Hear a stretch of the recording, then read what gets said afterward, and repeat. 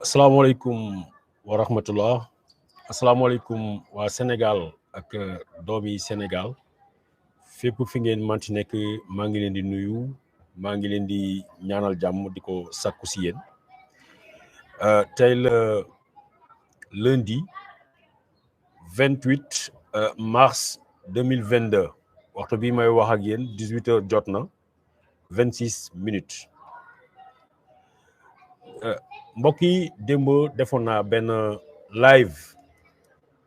jàkkaarloo ak Sénégal wax leen ni opération bi ñu xalaatoon ni moo doon am Ziguinchor ma ne leen policiers yi nga xam ne ñëwoon nañu Ziguinchor wax leen ni seen présence ça n'avait rien à voir ak Ousmane Sonko parce que waxtu woowu policiers yooyu nekk fa kii di Ousmane Sonko boobu moom mu ngi woon fii Dakar waxoon naa leen expliquer leen ni la présence de ces policiers là se justifie si information yu ñu am ak suñuy analyse si deux faits majeurs mooy d'abord ki nga xam ne mooy Ousmane ki nga xam ne mooy le procès de Boffa Bayotte bi nga xam ne moom lañ doon tenir fële ca Ziguinchor. Deuxième chose, opération ratissage bi nga xam ne armée sénégalaise mu ngi koy def dans le nord Xinjiang contre les bastions de Salif Sadio. Donc armée bu quitté yenn zones yi mu avancé dafay bàyyi ay zones yu libre yooyu la gendarmerie renforcée zone périphérique bi li si des police def déploiement au niveau de Ziguinchor. démb laa leen defaloon live boobu expliquer leen ni leen comme ni ma ko waxee woon ci plateau Seneweb ne leen l'audition de Ousmane Sonko dans le fond par le doyen des juges ça va se faire cette semaine. bi ma leen di wax booba dafa fekk ay éléments yu factuels ay éléments yu dëgër la ñu basé woon parce que entre autres loolu moo taxoon Ousmane Sonko mu jógee Ziguinchor mu ñëw fii Ndakaaru tey ñu prévoiroon li nga xam ne mooy doon rencontre entre ses avocats ak ki nga xam ne mooy doyen des juges pour que ñu préparer li nga xam ne mooy nekk l'audition de Ousmane Sonko parce que bu ngeen di fàttaliku nee naa leen dossier bi pour que ñu mën koo setal wax ko wala pour ñu mën a yónnee dossier bi ñu dem en jugement il faut impérativement mu ñëw ci bureau doyen des juges gannaaw ki nga xam ne mu ñu mën a éviter li yëpp mooy le procureur Bassirou Gueye yemalewul dossier bi nee na am na ay éléments yoo xam ne bëgg nañu éclaircir ko ba yónnee ko fële nga xam ne mooy bureau doyen des juges ma fàttali leen ni dossier bi du doyen des juges moo ko jotoon ki nga xam ne moo di Mamadou Seck 8e cabinet moo ko jëloon gannaaw bi nga xam ne amul lu dëgër ci dossier bi te bëgguloon def liggéey bi nga xam ne moom lañ ko bëgg a defloo dañu jël dossier bi jox ko Samba Sall dem si yàlla tey Maham Diallo moom moo donnu dossier bi tey ji nag moo doon la rencontre de toutes les chances la rencontre bi mënoon a tax ñu auditionner Ousmane Sonko pour la première fois parce que nekkul brigade nekkul section de recherche nekkul par le premier doyen des juges kenn mësu ko entendre tey da doon nekk opportunité pour ñu entendre ko ci biir semaine bi waxoon naa ko ci plateau kii di Seneweb ne leen dans la semaine j'aurais pu être plus précis suba moo waroon a nekk audition bi dans le fond suba mardi au plus tard jeudi loolu moo tax ki nga xam ne mooy Ousmane Sonko jógee Ziguinchor ñëw wuy si fii ci Ndakaaru mais tey ay avocats dem nañu ci bureau doyen des juges mais rencontre bi ndaje bi nga xam ne moom la ñu waxoon ne dañ koy def ak avocats yi pour ñu préparer l'audition de Ousmane Sonko finalement ndaje boobu amut parce que bu leen fàttali ni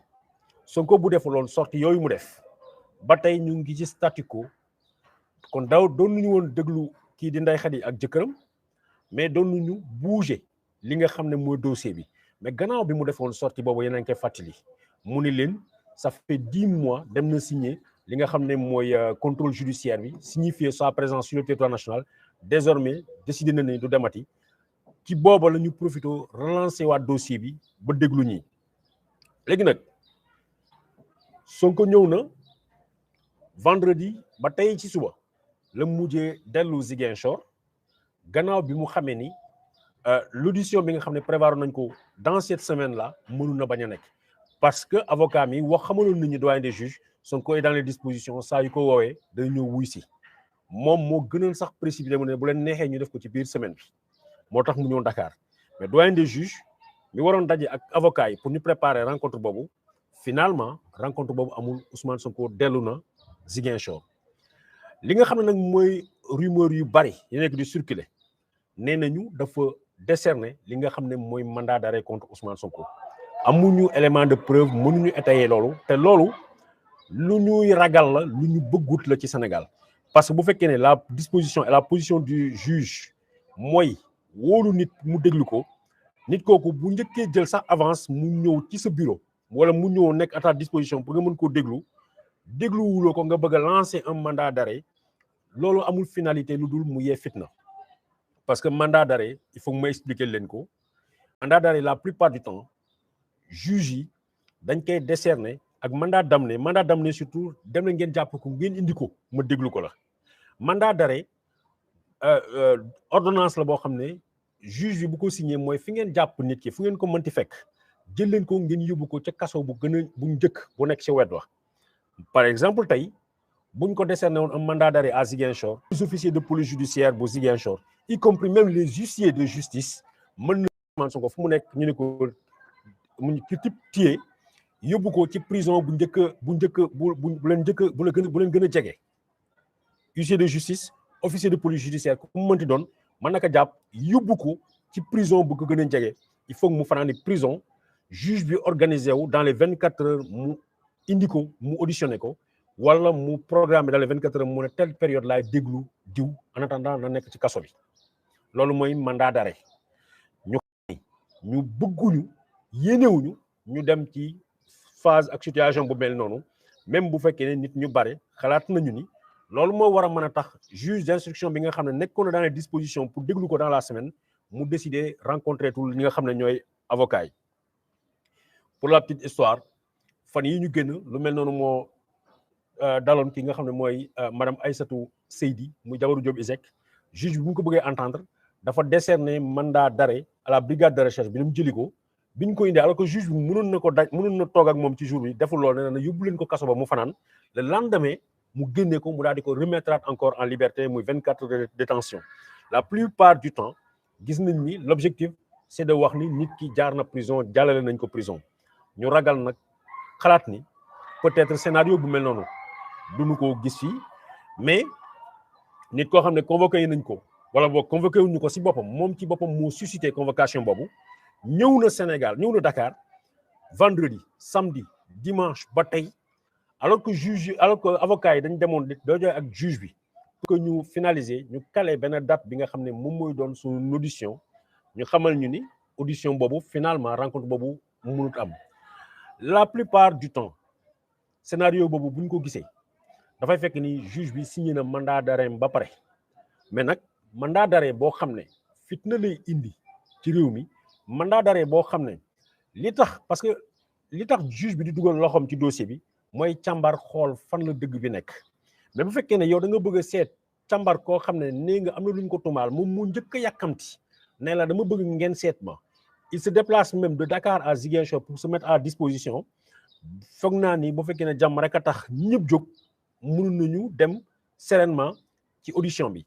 tey jii waxtu wii may wax ak yéen nee naa 18h moo jot mais am na ñu ma corrigé ne ma 17h moo jot parce que xam nga léeg-léeg dañuy perte réseau li ma leen mën a wax tey mooy ki nga xam ne nag mooy Ousmane Sonko ñibbi na Ziguinchor depuis 10h ci li nga xam ne suñuy réseau que ça soit à Ziguinchor comme à Dakar li ñu wax mu ngi à Ziguinchor mooy bu ñu koy auditionné na fekk peut-être mu jógee kaso pour ñu wuy si loolu nag mu mën a nekk loo xam ne ça peut être lourd de conséquences pour ce pays alors que suba ñu bëri xalaat nañ ni mën a am coupe du monde wala yooyu mais man bëgguma jouer ci journalisme de météo li ma bëgg a def mooy ay analyses yu profonde loo xam ne dama am fu leer fu ma koy teg juge d'instruction finalement fitna war nañ ko fa éviter ci jamono jii ñu nekk parce que fitna yàlla rek a xam fu muy yem te wax dëgg yàlla Sénégal fu mu toll dëkk bi fu mu toll am nañ leneen yu ñu tal yu dul ay fitna jërëjëf lii mooy xibaar bu gàtt xibaar bu tiis boo xam ne bëggoon naa leen ko jox di ñaan yàlla mu indi yërmande ci xolu waa kër ñàkk jàmm ba nu xam ne Sénégal bi ñu bokk Sénégal rek bi ñu bokk ñu fexe ba jàmm rek di fi am parce que lu dul jàmm ko gën te la plupart du temps dañ may wax ni borom fitna ma ko ëpp doole la plupart du temps borom fitnaam ci moo koy tënk yal na yàlla sàmm Sénégal fu doomi Sénégal nekk yal na leen yàlla sàmm jërëjëf